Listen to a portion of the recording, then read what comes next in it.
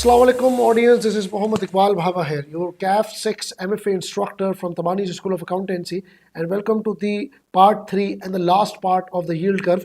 हम जो है वो एग्जांपल्स कवर कर रहे थे और लास्ट सेशन तक we did discuss the 3 examples in which we did see that how to calculate the yield from the market value, how to calculate the market value, how to calculate the IRR, and we did discuss a lot of relationships between the market value and the yield.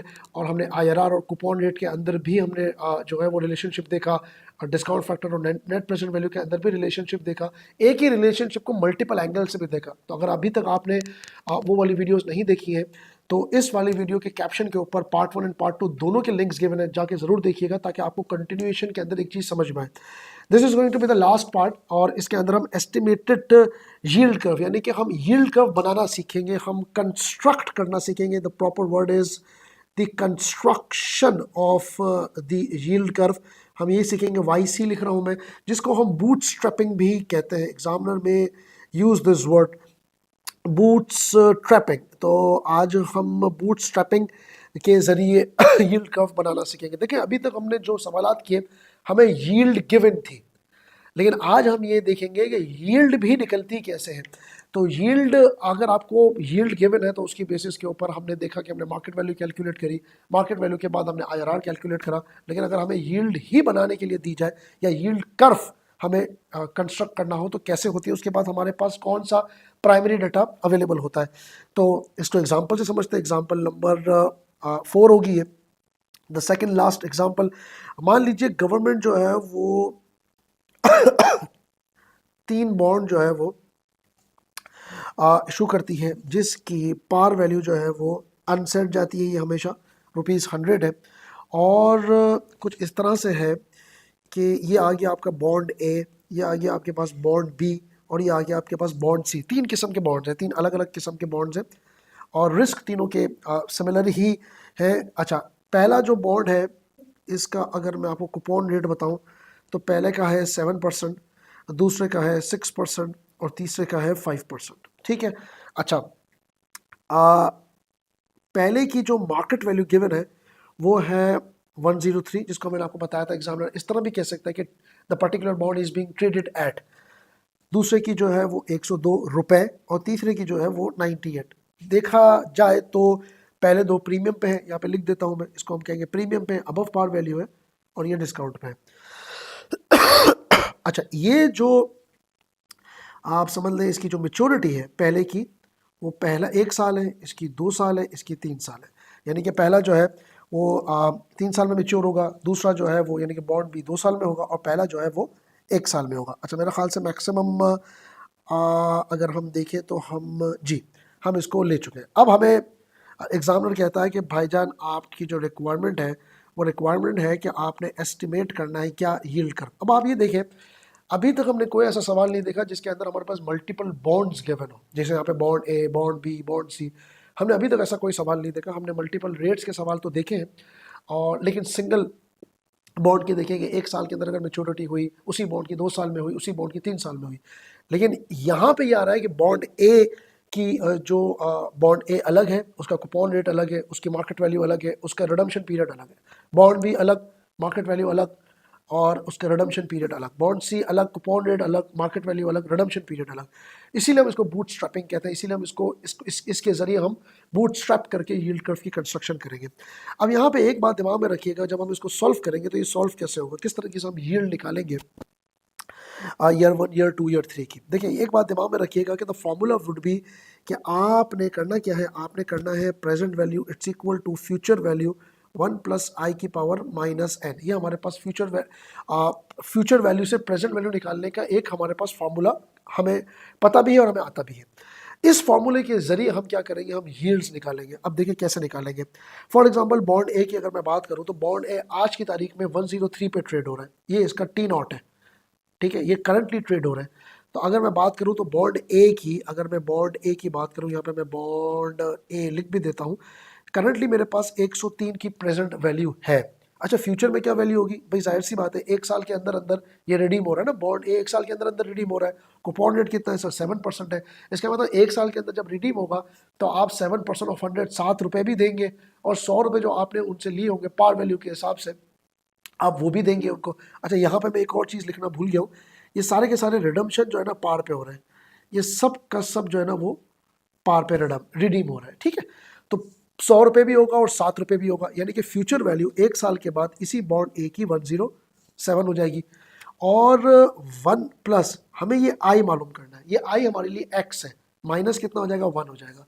ये आई हमारे लिए x है क्योंकि यही आई हमारे लिए yield की actually वो है, yield के इक्विवेलेंट है। This I would act as the equivalent to yield in the construction of the yield curve. अब हमने क्या करना है सर, हमने ये आई मालूम करना है। अगर आप थोड़ी सी इसकी नेविगेशन करेंगे तो आप ये देखेंगे कि आई जो है वो हमारे पास इक्वल हो जाएगा 3.88% के, यानी कि 3.88% जो है वो इसका आई होगा, जो कि इक्विवेलेंट है बॉन्ड ए के ईयर 1 का yield.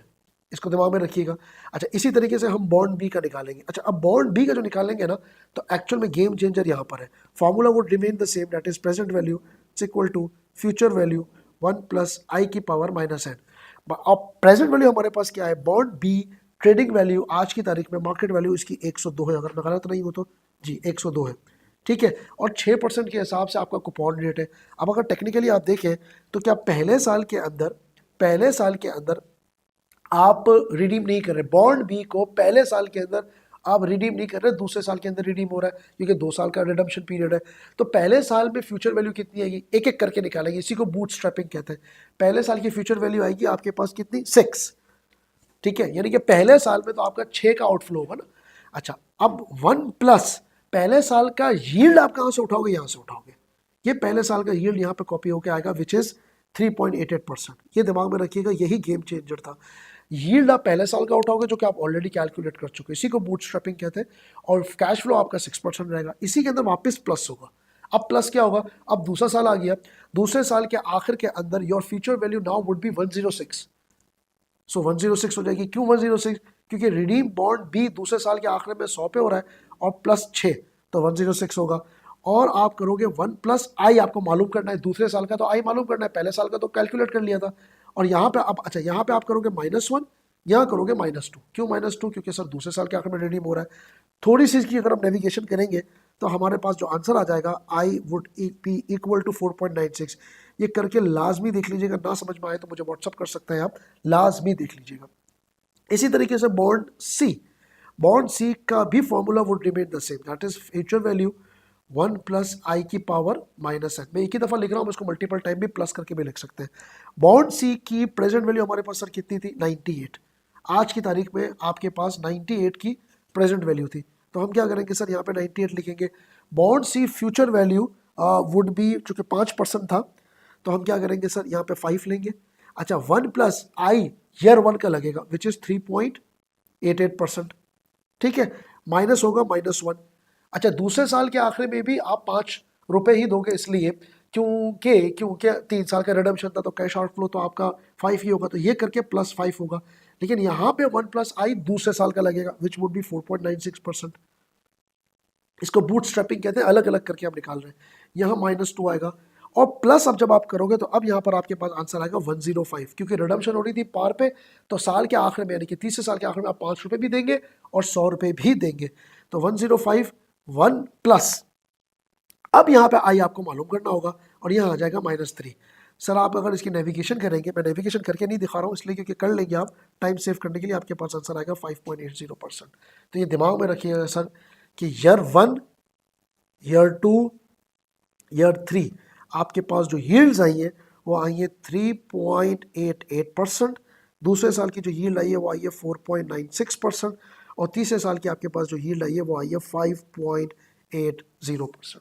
This is how you derive the yield from different bonds holding a different maturity and a different coupon rate and a different market value. इस तरीके से ईयर 1, ईयर 2, ईयर 3 की yields calculate होती है और उसकी उसकी बेसिस पे हम क्या करते हैं, ये काम कंपनी गवर्नमेंट करती है, गवर्नमेंट इसकी बेसिस के ऊपर कॉर्पोरेट जो है अपना बॉन्ड जब इशू कर रही थी, तो इस यील्ड्स को दिमाग में रख कर फिर हम क्या कर रहे होते हैं, year 1, year 2, year 3 different different किस्म की जो यील्ड्स हमें गिवन है उसके जरिए हम मार्केट वैल्यू कैलकुलेट करते हैं। फिर मार्केट वैल्यू कैलकुलेट करने के बाद फिर IRR कैलकुलेट करते हैं, जो कि हम एग्जाम्पल नंबर 2 और 3 में देख चुके हैं। Moving forward and the last part of the today's session वो ये कि सर अगर एग्जामिनर आपको डायरेक्ट मतलब ये यील्ड्स देता है और कहता है कि कॉर्पोरेट बॉन्ड निकालें, डायरेक्ट आपको यील्ड दे दिया जाता है और कहा जाता है कि सर आप उसकी मतलब दी कॉर्पोरेट बॉन्ड की परसेंटेज निकालें, और आपको कोई मार्केट वैल्यू नहीं दी जाती, आपको कोई आप समझ लीजिए आपके एक किस्म के रेट तो हो गए, कोई रिडम्पशन वैल्यू नहीं दी जाती, लेकिन आपको क्रेडिट रेटिंग दी जाती है। So that actually point will bring the last example of the today's session. और आपको रेटिंग दी जाती है, आपको पता है कंट्री की भी रेटिंग होती है, कंपनी की भी रेटिंग होती है। आपकी जो AAA रेटिंग है, AA रेटिंग है, A रेटिंग है, BB, BBB, सिंगल बी, इसकी रेटिंग्स होती है। और रेटिंग की बेसिस के ऊपर हमें क्या दिए जाते हैं, पॉइंट्स दिए जाते हैं। मतलब मान लीजिए आपको सवाल कुछ इस तरह से दिया हुआ है कि रेटिंग सर इस तरह की है कि ईयर 1, ईयर 2, ईयर 3 और AAA रेटिंग, AA रेटिंग और सिंगल A रेटिंग, और यहाँ पे 14 बेसिस पॉइंट्स, यहाँ पे 29 बेसिस पॉइंट, यहाँ 46, यहाँ 21, यहाँ 41, यहाँ 60, यहाँ 38, ये 55 और ये कोई गालिबन 76 मान लीजिए। सर इसको हम क्या कहते हैं, इसको हम स्प्रेड भी कहते हैं। सर ये कौन कैलकुलेट करता है, सर ये रेटिंग एजेंसीज जो होती है ना ये कैलकुलेट करती है, ठीक है। ये रेटिंग एजेंसीज जो होती है ना ये कैलकुलेट करती है। दुनिया के अंदर 3 रेटिंग एजेंसीज ऐसी हैं जिनकी रेटिंग्स दुनिया मानती है। इसमें नंबर 1 पे S&P है, नंबर 2 पे मूडी है, नंबर 3 पे फिच है। ये 3 एजेंसीज ऐसी हैं जिनकी दुनिया रेटिंग मानती है, कंट्री पे भी और कंपनी पे भी। कुछ और भी एजेंसीज हैं जो कि क्रेडिबल हैं, बट ये 3 क्रेडिबल एजेंसीज जिनको दुनिया मानती है। ये आपको सवाल इस तरह से दिया हुआ है कि भाई स्प्रेड हमने दे दी आपको, और ये जिसकी AAA रेटिंग है उसके 14 बेसिस पॉइंट्स है, ईयर 2 में AAA रेटिंग में 2 है, ईयर 21 है और ईयर 3 में 38 है। इस तरह से दिया हुआ है। और आपको रिक्वायर्ड क्या है सर, आपको रिक्वायर्ड ये है कि आपने कंपनी का आपने वो निकालना है रेट, ठीक है। और आपको ये भी बता दिया जाता है कि आपकी जो कंपनी है उसकी जो रेटिंग है वो AA है। अब आप रेट निकालें। अब आपको ना रिडम्पशन वैल्यू गिवन है, आपको कुछ भी गिवन नहीं, तो आप सिंपल क्या करेंगे, ये सवाल जो है ना पिछले सवाल का कंटिन्यूएशन है, यानी कि इस सवाल का कंटिन्यूएशन है, ठीक है सर। हमने क्या किया था, हमने इसका सॉल्यूशन करने के लिए हम क्या करेंगे सर, हमने ईयर 1, ईयर 2 और ईयर 3 हम इसका निकाल चुके हैं। हम अपनी यील्ड कर्व की बूटस्ट्रैपिंग के जरिए हम क्या कर चुके हैं सर, कंस्ट्रक्ट कर चुके हैं। अब हम क्या करेंगे, हम इस रेटिंग एजेंसीज की जो स्प्रेड है ना उसको भी अपने पास ऐड करेंगे, क्योंकि ये स्प्रेड है, ये रिस्क की एनालिसिस होती है, तो हम इसको ऐड अप करके रिवाइज रेट निकालेंगे। कैसे निकालेंगे, देखिए मेरी रेटिंग डबल है, इसका मतलब है ये पूरा हिस्सा फारिग, ये भी पूरा हिस्सा फारिग। अब मैं सिर्फ इस पे फोकस करूंगा। मेरे पहले साल का रेट कितना था, माई ईयर 1 रेट जो मेरे पास था वो था सर 3.88, पहले मैं लिख लेता हूँ 3.88। सर ईयर 2 का मेरे पास क्या था, ईयर 2 का मेरे पास था 4.96% था, और मेरे पास जो ईयर 3 का था वो आया था 5.80, ठीक है। पहले कंपनी यील्ड निकालेगी यील्ड कर्व से बूट स्ट्रैपिंग के जरिए, 5.80 था, 5.80 था, ठीक है। उसके बाद हम क्या करेंगे सर, हम क्या करेंगे, हम अपने रिस्क का जो स्प्रेड है उसके अंदर ऐड अप करेंगे। यानी कि मेरा जो ईयर 1 है उसके अंदर मेरा 29 बेसिस पॉइंट है, तो I will be adding up 0.29। 29 basis point का मतलब 0.29 प्लस ईयर 2 का 41 है, आई विल बी एडिंग 0.41, और ईयर 3 का मेरे पास सर आया है 55, यानी कि मैं ये पिक करूंगा और ये पिक करूंगा, तो मेरे पास आया है 0.55। और इस तरह करके मेरे पास कैलकुलेशन देखनी पड़ेगी। अगर मैं देखूं तो 3.88 plus 0.29 that actually makes the 4.17%, the final rate of return of the corporate bond 4.96 plus 0.41, sir ये आ गया 5.37%, और हमारे पास लास्ट है 5.80 प्लस 0.55, तो that makes the 6.35%. Sir that's a final जो है वो हमारे रेट है जो कि कंपनी क्या कर रही होगी, चार्ज कर रही होगी। तो sir that's it as far as the yield curve is concerned. हमने 5 एग्जांपल देखी। मैं समझता हूँ कि एग्जामिनर इससे ज़्यादा आगे नहीं जाएगा।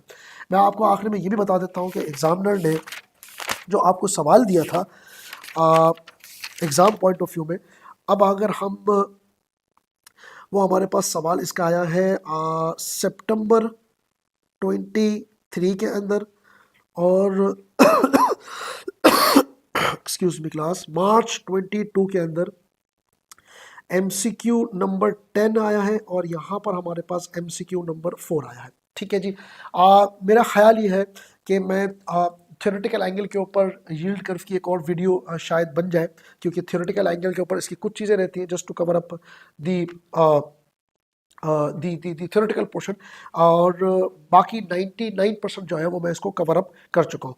तो सर हमने केसेस कौन कौन से पढ़े, ये दिमाग में रखिएगा। देखिए केसेस कौन कौन से आ सकते हैं, पॉसिबल सिनेरियोज मैं दोबारा लिख रहा हूँ, स्पेसिफिकली पॉसिबल सिनेरियोज में लिखता हूँ। नंबर 1, आपको एग्ज़ाम में क्या हो, आपको एग्ज़ाम के अंदर सर मार्केट वैल्यू गिवन हो, ठीक है, आपको रिडम्पशन गिवन हो, सॉरी, आपको जो है वो रिडम्पशन गिवन है, आपको जो है वो कूपन रेट गिवन है, और आपको कहा जाए कि भाई आपको जो है वो अच्छा हाँ रिक्वायर्ड रेट भी गिवन है, और आपको कहा जाए कि सर आप इसका रेट निकालें तो that rate is known as IRR। आप IRR निकालेंगे। पॉसिबल सिनेरियो नंबर 1 है। नंबर 2 सर क्या है कि आपको मार्केट वैल्यू निकालनी है, आपको रिडम्पशन गिवन है, आपको कूपन रेट गिवन है, और आपको जो है वो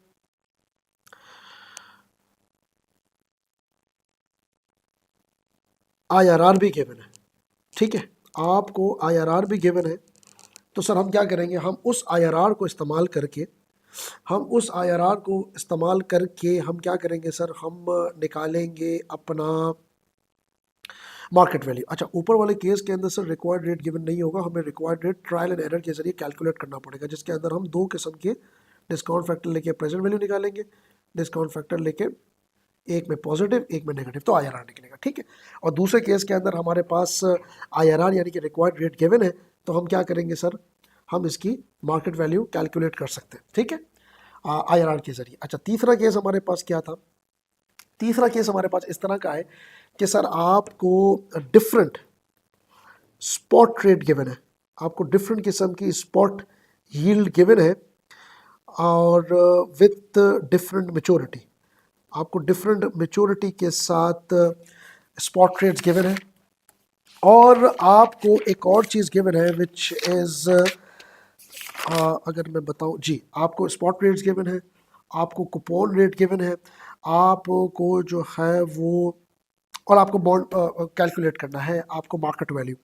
तो हम क्या करेंगे सर, हम मार्केट वैल्यू आराम से कैलकुलेट कर लेंगे using the different discount factor based on the years. चौथा सिनेरियो सर हमारे पास आ सकता है, वो ये आ सकता है कि सर हमें डिफरेंट बॉन्ड्स गिवन है, डिफरेंट बॉन्ड्स गिवन है, different bonds with different maturity. ठीक है, हमें डिफरेंट मैच्योरिटी, हमें कूपन रेट गिवन है, ठीक है, हमें मार्केट वैल्यू भी गिवन है, और हम अब क्या करेंगे सर, हमने सर सिर्फ और सिर्फ आई निकालना है, दैट इज द यील्ड हमें कैलकुलेट करना है, और इस केस के अंदर हम बूट स्ट्रैपिंग का इस्तेमाल करेंगे। बूट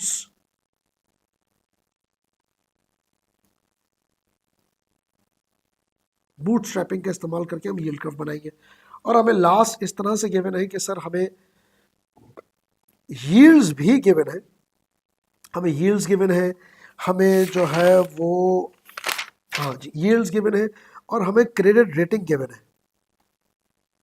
हमें क्रेडिट रेटिंग गिवन है। तो हम क्या करेंगे, हम रिवाइज यील्ड निकालेंगे based on the credit rating. तो सर ये पॉसिबल सिनेरियोज आपके पास आ रहे हैं, और यील्ड कर्व मैक्सिमम हम इसको कवर अप कर चुके हैं। अपना बहुत ज़्यादा ख्याल रखिएगा, इसी तरह की और भी वीडियोस MFA से रिलेटेड आएंगी। अपना ख्याल रखिएगा। गुड लक, अल्लाह हाफिज़।